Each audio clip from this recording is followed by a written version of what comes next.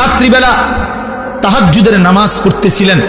ফাআতালা সুজুদ, অতঃপর সেজদা তিনি এত লম্বা করলেন আর উঠেই না মাথা, সেজদায় কাঁদতেছে আর কাঁদতেছে।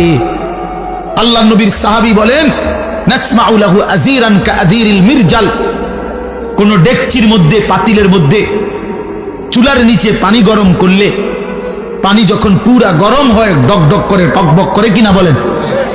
খোদার কসম, সাহাবী বলছেন নবী যখন সেজদা দিতেন নবীজির কলিজার ভেতর থেকে এরকম ডকডক উত্তপ্ত গরম পানি উতরাইলে যেরকম আওয়াজ হয় এরকম কান্নার আওয়াজ শোনা যেত।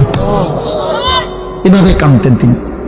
তো আম্মা জান আয়েশা বলেন, এত লম্বা সেজদা দিলেন নবীজি, হাত্তা জানান্তু আন্নাহু কুবিযা, আমি ভাবলাম না জানি নবী সাল্লাল্লাহু আলাইহি সাল্লাম সেজদা অবস্থাতে ইন্তেকাল করলেন কিনা,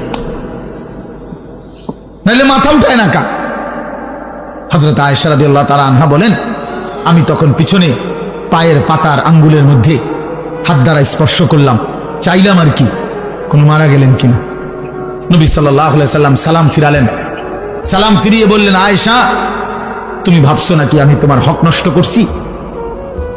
হযরত আয়েশা বলেন, ইয়া রাসূলুল্লাহ, আল্লাহর কসম আমি আমার হক নষ্ট করছেন এটার জন্য না, এত লম্বা সেজদা দিছেন, আমি ভাবছিলাম আপনি ইন্তেকাল করলেন কিনা, এই জন্য আমার আঙ্গুলটা লাগাইছি।